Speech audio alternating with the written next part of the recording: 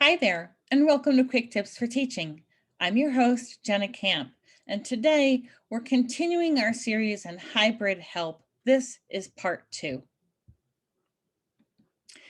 Today we're talking about roomies and zoomies. Now, I think this is fairly obvious language, but I really like the ease with which you can remember these two very different client bases that you're working with simultaneously, synchronously, when you are engaged in hybrid teaching. I first learned this language through techforteachers.com. I'm not sure if Aaron created this language or not, but I find it really helpful. Roomies are, of course, the scholars you are learning with in person in the classroom with you, and Zoomies are those scholars who are learning remotely via Zoom or another platform. Now, these two sets of scholars all want to be part of the same classroom, and your job, your biggest job as teacher, is to connect. Building these connections between these two sets of scholars is the greatest challenge and the most important thing that you can do to continue your curriculum and to continue a positive learning experience for all of your scholars. Now, your roomies, of course, are going to be wearing masks and socially distanced.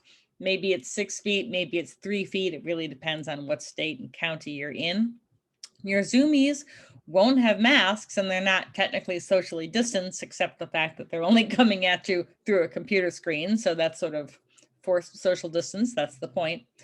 Your roomies may have laptops, but they may not. I know that there are teachers out there. In fact, I just heard from one teacher in New York State today who is not able to have her roomies on devices because when there are so many scholars online in the school building, the whole internet shuts down. So she can't have her roomie scholars online at all.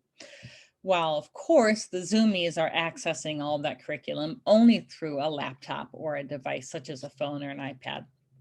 Your roomies may or may not need headphones, and they definitely can be seen and heard by each other and maybe by others.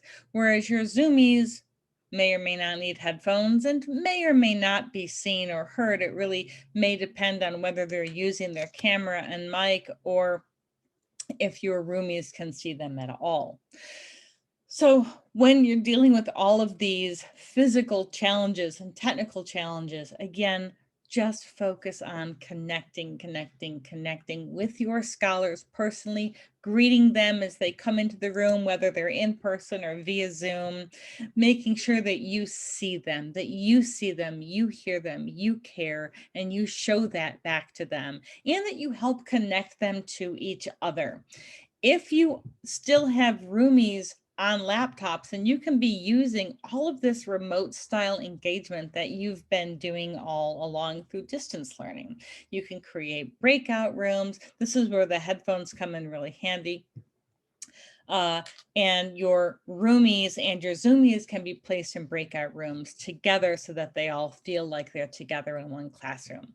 Another really useful thing to do is to make sure that you are repeating those roomie comments and questions. You may also have to be repeating the Zoomie comments and questions. Again, depending on what the situation with the technology actually is in your classroom, in your school district.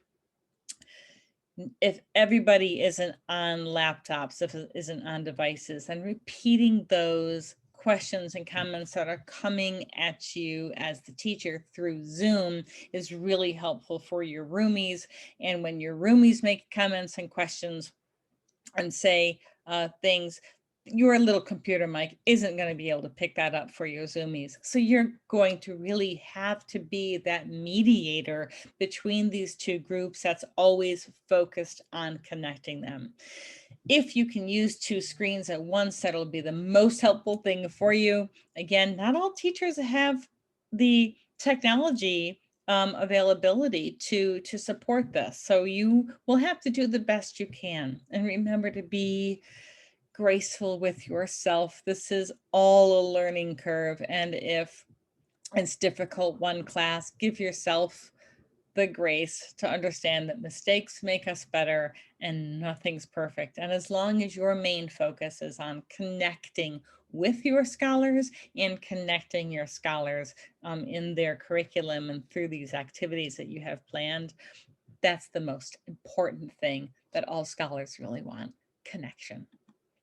Thank you for joining me for these quick tips. For more quick tips, check out jennacamp.com. You can always find me on Facebook and Instagram at Jenna Camp Educational. All my quick tips are stored on my YouTube channel, Jenna Camp Educational. You can subscribe and like the videos there.